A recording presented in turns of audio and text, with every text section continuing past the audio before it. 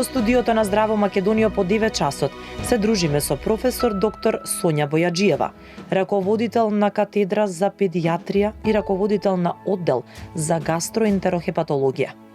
Жана Базби, бизнис психолог и психотерапевт, и пејачката Мартија Станојковиќ.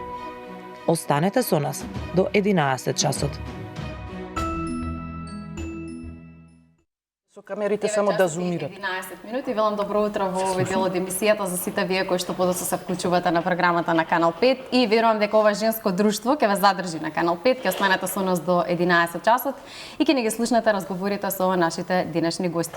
За сега ќе ви кажам дека се задоволни од тоа како ги најавивме и какви фотографии сме им избрале, но верувам дека ќе бидат задоволни и од изборот на прашања кои што го направивме заедно со мојата драга колешка Александра. Александра, добро утро официјално на барање на гледачите. Ова утро сме заедно. Така, на барање на гледачите и на сите кои што утринската на Канал 5 и Здраво Македонија секојдневно сакаат да биде присутна во нивниот дом како нивни пријател и со одличните разговори кои на оваа трапеза ги обединуваме. Но како што е редот да се ги поздравиме уште еднаш кај нашите гости. Така, еден посакаме топло добре дојде. Виднаш до мене е професор доктор Сонја Бојаджиева, која што е раководител на катедрата за педијатрија и раководител на одделот за гастроентерохепатологија на клиниката за детски болести. Добро утро и добре ни дојдовте. Добро утро, добро ве најдов.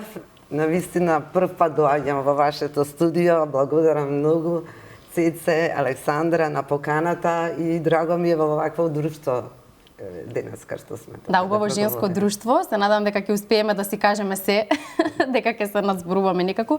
Инаку овој долгиот збор со гастро ќе го кажам, само за најава го извежбав, мислам дека е доволно. Одлично. Имате две раководни позиции, навистина сериозна одговорност стои позади вас и верувам дека ќе имаме доволно време да ги раскажеме сите предизвици со кои што се соочувате, а воедно и да го најавиме медицинскиот конгрес кој што се случува од утре, ако не се лажам, или задутре? Задутре. Од задутре, да. Ако немаме време, ќе ги скратиме и рекламите, се книшете, ќе си кажеме се. Виднаш до вас или на средина на ова женско друштво, ние Мартија Станојковиќ. Мартија, добро утро и добре ни дојде. Добро утро, Цеце, добро утро, Александра. Драго ми е што сум тука со вас во прекрасно женско друштво и нормално сите што не гледаат дома, што го почнуваат утрото со нас, мислам тоа е нешто најбитно, нели одвоиле време од утрото да го испијат првото кафе и да слушнат што имаме да кажеме. Буквално што имате да кажете, а ти имаш многу што да кажеш. Мислам дека неколку месеци со тебе го договараме ова гостување, некако многу стана активна во последно време, секако на барање на публиката. Создаде многу музика. Да, сега ќе можеме да дискутираме. Намерно и така остави време да легнат песните. Да легнат песните, да имаме што да разговараме кога ќе се појава. Да, и јас утрово ти кажав добре дојде од Куманово, но ти рече Цеце, јас во Скопје живеам. Колку време си тука? Не сум во тек со новостите. Па, искрено јас долго време сум во Скопје, долго време функционирав на релација Куманово Скопје, меѓутоа да речеме од средното училиште се префрлив тука, бидејќи логистички ми беше поедноставно да функционирам и меѓутоа Куманово е 20 минути, моето семејство е таму, таман работа, скоро секој ден сум и таму, така да. Поздрав до кумановци и секако до цела Македонија која што ова утро е заедно со Канал 5. И веднаш до тебе е Жана Базби, која што е бизнис психолог и психотерапевт, вака најнакратко. Добро утро и добре ни дојдовте. Добро утро, ви благодарам на поканата. Вие доаѓате директно од Лондон, не кај нас во студио, туку во нека нас во студио. Мислам дека за некој ден треба да ве испратиме. Многу ми е драго што успеавте да најдете време да ни дојдете во нашето студио, малку повеќе да раскажете што вие работите, да доближиме малку повеќе вашата професија до нашите гледачи и се разбира да споменеме за за манекенството, за животот во Лондон, за нешто што претходно сте го правеле во животот и оно што сега го правите. Да, како што реков, навистина ми е драго што сум тука во убаво друштво, со убави жени. Одвој време, си одам за неколку дена, меѓутоа доаѓам почесто, така да секогаш е убаво да се гостува на вашиот ТВ канал.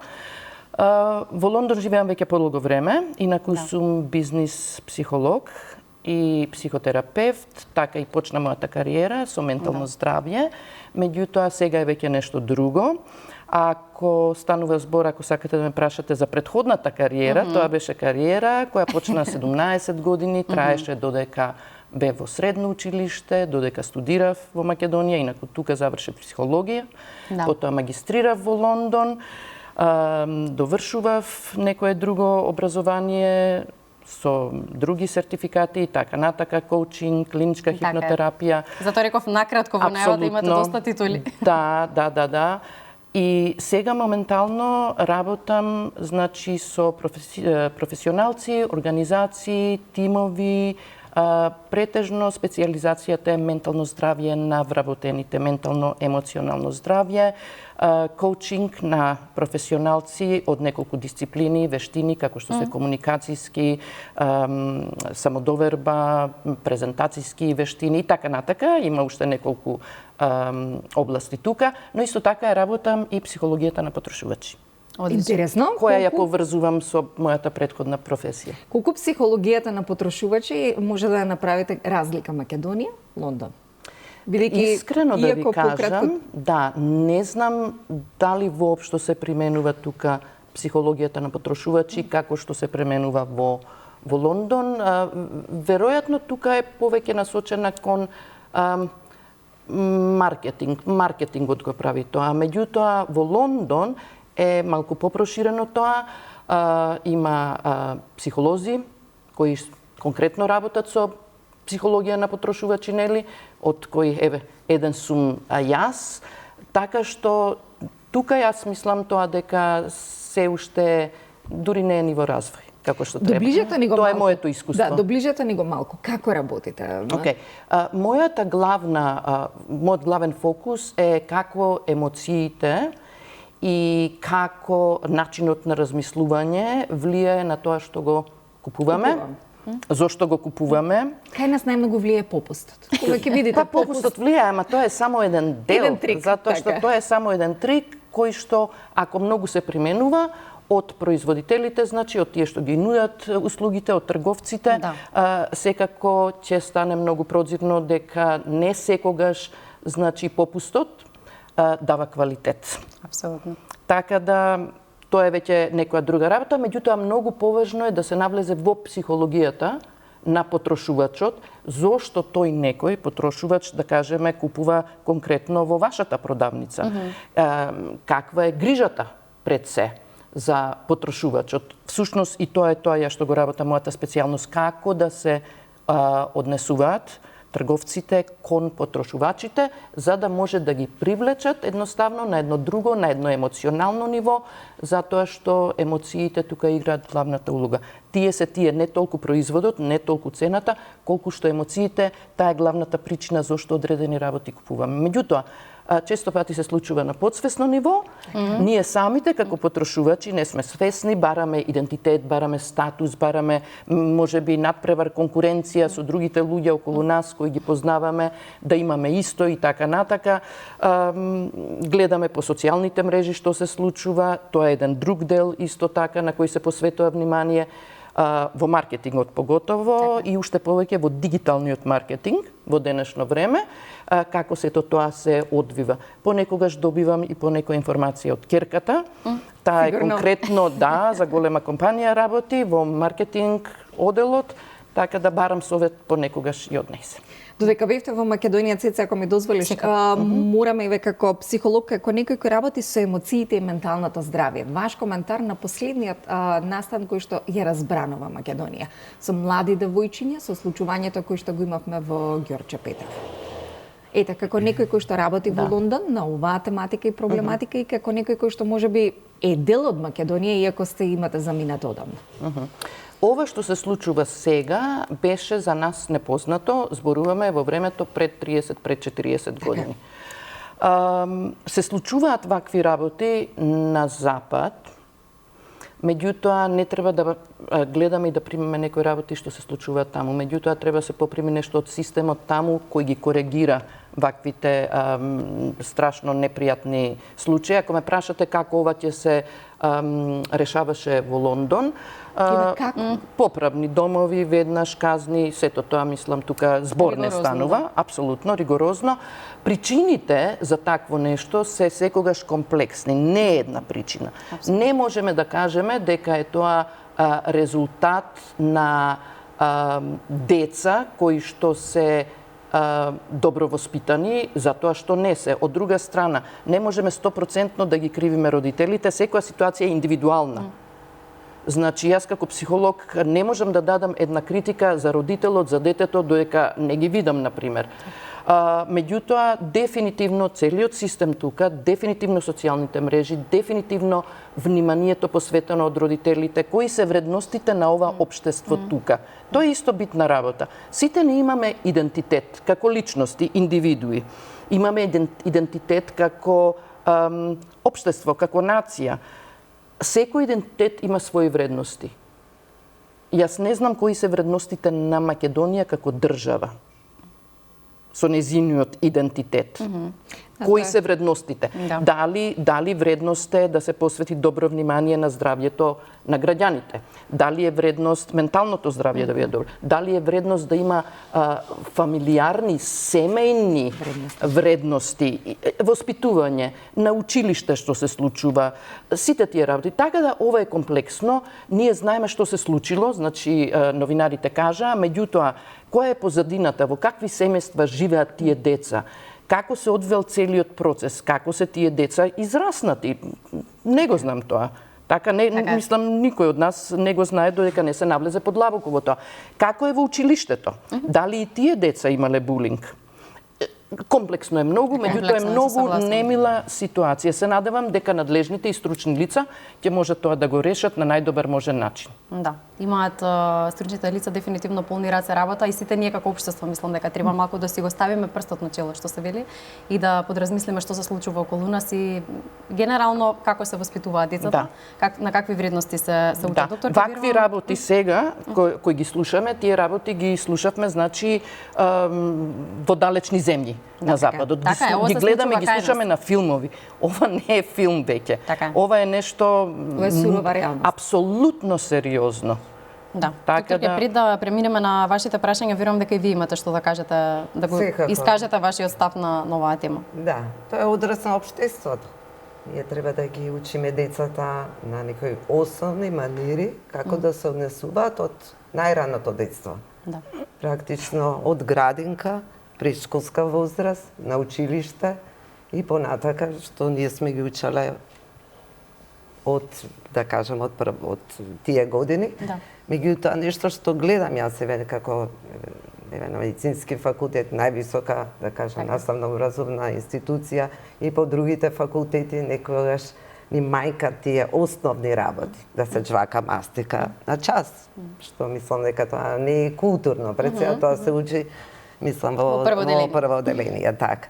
Да се каже добро утро, да се поздрави, да се извадат раце од джеп, веќе знаат сите кои ќе ме видат мене, мислам, некои основни работи и да ги научиме. Еве, ако не научиле, ајде на факултет да ги научиме. Да.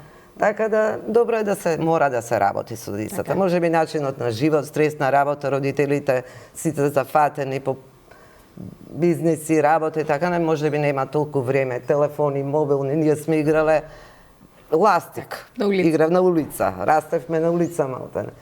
Да, така но и во ова модерно време дефинитивно треба да се постават стандарди, без разлика колку родителите имаат обврски, нели, се што си налага новото време. Вие сте раководител на катедрата за педиатрија, па првото прашање до вас ми е во која насока се движи оваа гранка кај нас? Така, катедрата за педиатрија е дел од медицински факултет на УКИМ, Универзитетот Свети Кирил и Методи, и практично работиме како засебна организација, меѓутоа дел од медицински факултет и го почитуваме сите оние правни мерки како и статутот на медицинскиот факултет.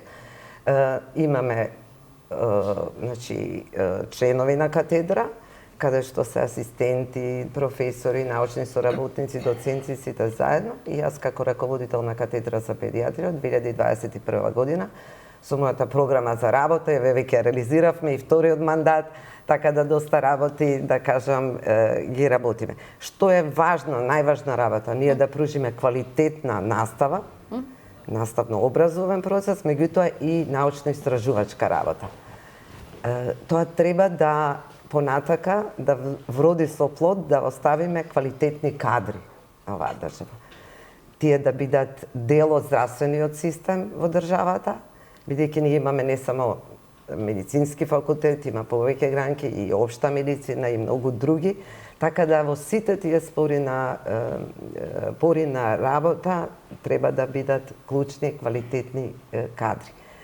Не само што вршиме едукација, значи како практична и теоретска настава, ние имаме и други некои активности на катедра.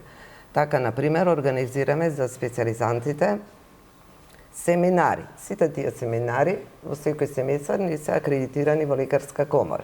Семинар по педиатриска гастроентерохепатологија, семинар по имавме интензивна нега и терапија, семинар по ендокринологија педиатриска, така да тоа трае по неколку дена и потоа добиваат сертификат со соодветни бодови, за да можат да продолжат понатака во тоа бодирање, да кажам, што ни е потребно во континуирана медицинска едукација. Што е клучно тука? Значи, ние се стремиме како катедра, и тоа беше мојата визија, да бидеме меѓу првите 3 катедри на медицински факултет. Па сега да не би да звучи така нескромно, меѓутоа стварно сме први, бидејќи навистина многу работи направивме за овие години. Супер. Успеавме и да го реновираме нашиот амфитеатар сами, да кажам, со наши пријатели на катедрата, сите трчавме активно тимски.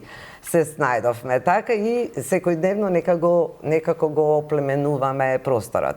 Тоа е дел од практично и од Универзитетската клиника за детски болести и тука имаме и едукатори кои што не се конкретно дел од катедрата, меѓутоа сепак се како да кажам, надворешни членови кои што вршат едукација. Тоа се експерти од пракса, но имаме исто така медицински сестри и други кадри кои што вршат едукација на соодветната област на која што треба да предават. Но реалната слика е малку поразлична, недостигаат педиатри. Зошто? Има педиатри, меѓутоа не знам во реформите на системот тие педиатри мораат да завршат и семејна медицина и потоа нивните ординации да бидат по семејна медицина или општа медицина и така натаму. Нека се изброат и нешто што е добро, што е да кажа министерот за здравство во еден наврат и не собра и разговаравме, да биде скринирана состојбата во државата и да биде распоредена соодветниот кадар да биде распореден таму каде што треба. Е потребно. Кај нас што се случува? Работи во нека болница, добил специализација, еве конкретно Охрид, пример, потоа по некоја логика сака во Скопје, ќе остане во Скопје, автоматски останува празно местото во Охрид. Често се спомнуваше дека таму фали кадар. Не се, сега имаме доста специализанти, околу 140 специализанти и лекари кои што активно работат. Одлично, да останат само тука, да не ни заминат. Така е, така. Како да ги задржиме? Да ги задржиме со наша работа, тимски да работиме, да правиме мостови. Еве, јас сум така склона за правење мостови. Значи, од студент, специализант, специјалист, па понатака професор и така натаму да правиме не хоризонтални, меѓутоа и вертикални мостови да правиме, да се поврзуваме и со работа и со научно-истражувачка работа која што еве сега имаме нов предизвик. Апропо сето тоа, некако ние имаме и совладуваме компјутерски вештини. Организиравме едукација на катедрата да бидеме подобри. Јас не сум против овие новости, и вештачка интелигенција и така натаму. Напротив, треба да ги прифатиме тие алатки, да научиме и да не се плашиме. Ќе олеснат, нема да не заменат. Вика, леле, ќе не замените. Нема да заменат. Напротив, треба да ги научиме алатките како да ги совладаме и да ги употребуваме во секојдневниот живот. Па да кажам, 50% од темите сега на Конгресот се со вештачка интелигенција. Како да бидеме ние подобри? А повторно да ги едуцираме нашиот подмладок да биде културен и да биде образован и да знае оние манири, што сегде во светот се исти. Дали ќе бидеме во Лондон или во Македонија, се знае кога се џвака мастика, кога се вадат раце од джек, елементарни манири треба сите да ги знаеме. Марти, ако имаш мастика, се надам неаполутно. Немам. Шегувам. Доктор, ќе ви благодарам, ќе се навратиме ние повторно на медицината, малку на музиката да се посветиме. Инаку доцна синоќа Марти објави едно видео, ние да бидеме актуелни во тренд со се што правиш ти, ќе го пуштиме, ќе го погледнеме, а потоа ќе ни го искоментираш. Можеме да.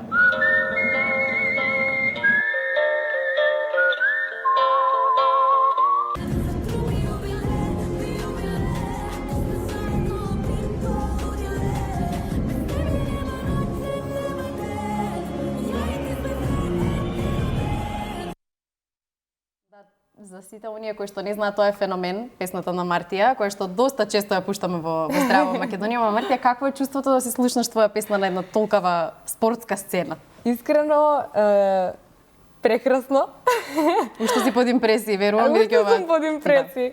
Да, во суштина имав огромна желба од секогаш да пеам на некој спортски настан, бидејќи јас сум на некој начин спортист од дете, не конкретно некој спорт, меѓутоа играв балет и имам спортски дух во мене, на вистина имав некоја голема желба, па можеби со ова видео искрено имав намера да потикнам да ме поканат да отидам некаде да отпеам. Стварно, еве, ако некој слушне од некој што организира таков настан, со задоволство, да. Веднаш, веќе со задоволство ќе одам, на вистина. Одлично, баш ми е драго. Инаку што во самата најава споменав дека имаш на вистина доста музички проекти на кои што работеше изминатиот период и работиш на проекти кои што допрва ќе ги промовираш, но недоглед музичкото парче кое што го направи со Роберт Билбилов беше вистинско изненадување за публиката. Како дојде воопшто до оваа соработка?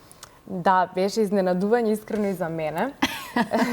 Бидејќи многу време се мислев со кого би сакала да направам соработка, што ќе им се допадне на публиката, што би сакале да чујат. И со Роберт работевме на Не барај ги ангелите уствари. И едно утро ме бара, вака пијам кафе од Сабајле и ми вика: Мартија, те молам, мора да дојдам кај тебе, имам да ти пуштам нешто, значи мора да чуеш. И ја вака седам, викам: Роберта, ама јас сум дома, значи не можам да искачам одма. Да. Абе вика, јас сум пред зграда, се качувам. Отвори врата. Да, и Најспонтано, наједноставно. буквално, да, и се качи горе, му направив кафе, викам: ајде, што е толку Кај гори. хитно? Да, кај гори.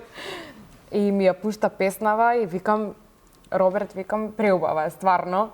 Ќе пробаме, викам, ако испадне добро, ако звучиме добро, ќе ја снимиме. И така ја снимивме, навистина беше многу случајно.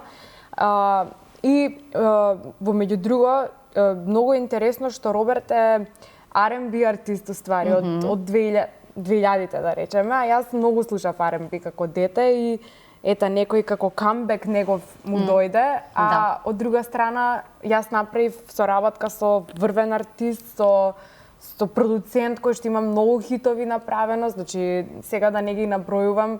Што најмногу ти се допаѓало од Роберт Билбилов, на што оставил печат низ годините? Роберт, Што велиш, ваква парче сакам. Знаеш како, многу се размислувам кога одговарам на вакви прашања, затоа што мене во суштина секоја добра песна ми се свиѓа. Да. И не можам да издвојам. Роберт има стварно добри песни. Стварно има добри, значи од Праут на Тамара. Да почнам од таму. Мислам, Тамара ми е омилен пеач од Македонија. Следен дует може би. Може, да. Сега вади албум и она. Да.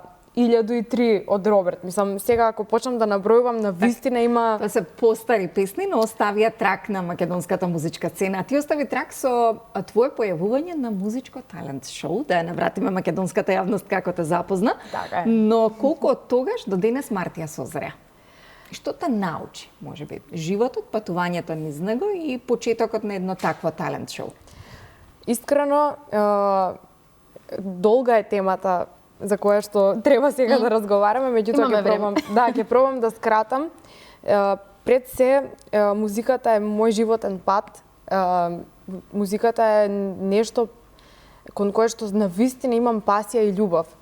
И најубавата работа од музиката се публиката и луѓето што ме донеле до каде што сум сега. Верувам дека ќе стигнеш и подалеку. Но ајде утрински да ги разбудиме со една музичка, со твој музички избор. Вака, што сакаш утрински да си запееш? Утрински да запеам? Ја спомена Тамара, можеби. Ја спомена Тамара, можеби некоја нејзина песна или твоја песна, оставам на тебе. Може феномен да ја отпеам. Може. Сега тука? Па сега тука, колега Перков, те молам внимателно на нашата Мартија. Целото светло е вперено во тебе. Ајде. Еден за друг би убиле, ако сме заедно би полудиле. Без тебе нема ноќ, нема ден, ја и ти сме феномен, ја и ти сме феномен. Ти си прекрасна, мала феномен. Фала ти многу, Мартија, мислев ќе се откаже, ама не. Да се откаже. Колку е рано. Уште не сум распеана, ама окей. Прекрасна си. Што се случува подоцна во текот на денот, кога си распеана, кога си помеѓу твојата публика, верувам дека си брилјантна. Многу е подобро, реално. Верувам. Добро, Жана, да се навратиме малку на вас и на сето она кое што вие го работите. Како изгледа еден ваш работен ден и што најчесто ги мачи луѓето со кои што работите? Деновите варираат. Не се секогаш потполно исти, меѓутоа почнуваат на ист начин и завршуваат на ист начин. Претежно работам онлайн. Откако беше короната, значи многу полесно, сите се научивме. Тоа го работев и претходно, меѓутоа не беа луѓето толку запознаени, а и не беше само тоа, немавме таква технологија како што имаме денес. Денеска е многу полесно, така да тоа е едно големо олеснување. Пред се не само за мене, меѓутоа за моите клиенти, тие можат да допрат до мене било каде да се наоѓаат во светот. Единствено некогаш што е малку не е тешко, меѓутоа треба повеќе да се испланира и кога работам со луѓе кои што се наоѓаат на другата страна на светот, каде што има временска зона.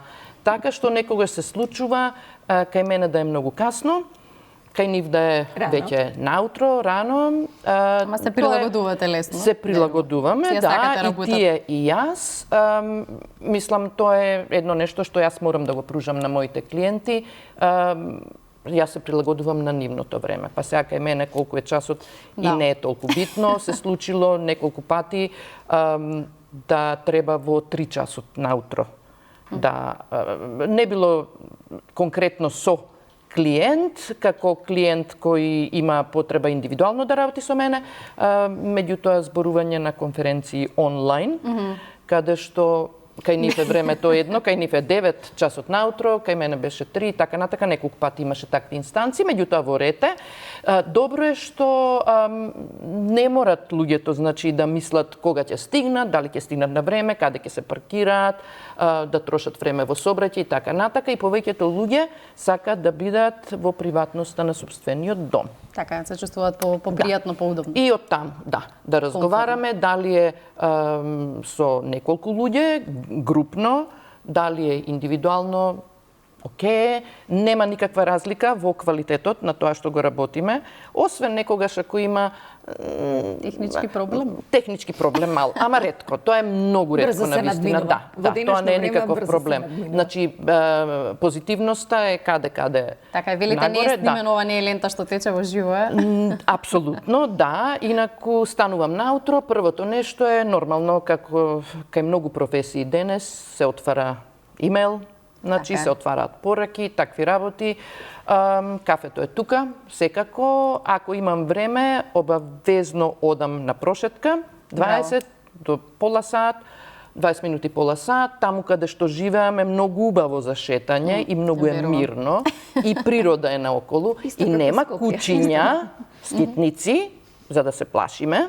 Значи, мирно е, убаво е, нема ѓубре кое би ме разочарало, како што го гледам тука на Кеј, морам да го споменам тоа. Слободно. И затоа е многу пријатно такви прошетки да имам кога имам време. Потоа денот завршува исто така со прошетка која трае долго, некогаш и 2 сата. Значи ги ставам патиките и дури ако се чувствувам уморна, планирам пократко, меѓутоа може да се продолжи. Така да тоа е. Тоа сакам тенис, сакам да пливам.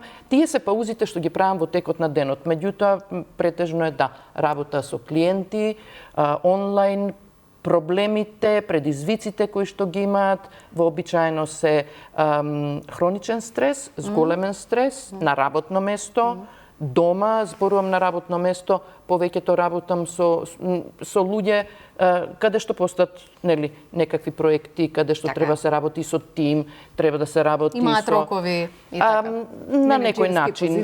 Пак е индивидуално, меѓутоа е луѓе кои што се професионалци. Не станува толку збор за пациенти, да ги наречеме, сакаме на разлика, паралела да направиме. Сите сме пациенти, така да. На некој начин, јас моите ги викам клиенти, секако, затоа што не работам во клинички услови. Не сте доктор, да. Да. Така да, Интересно е секогаш, анксиозни нарушувања има многу, депресија, проблеми во интеракција, во врски приватни, лични, врски на работно место, професионални.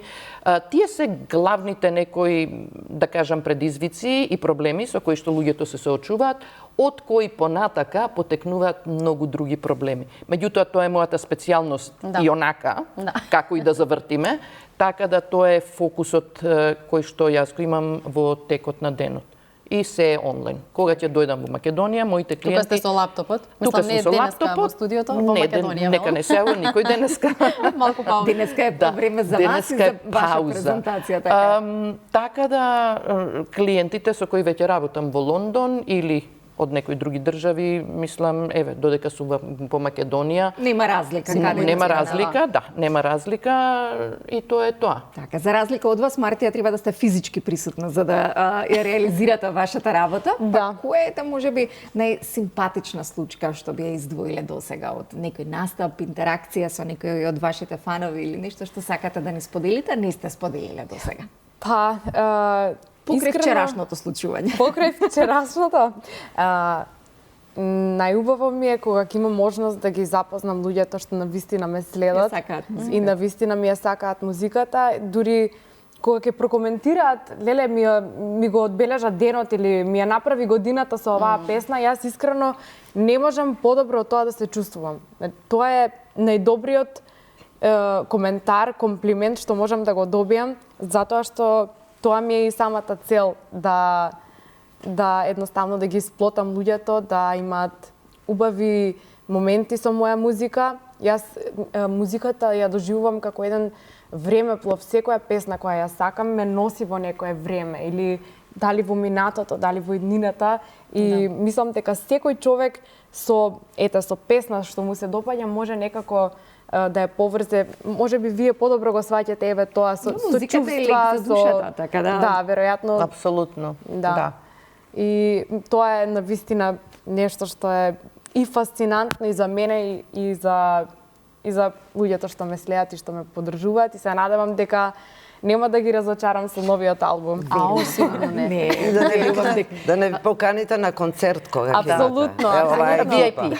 Апсолутно, вакви прекрасни жени, успешни, инспиративни, дефинитивно би сакала да стојат во мојот прв ред.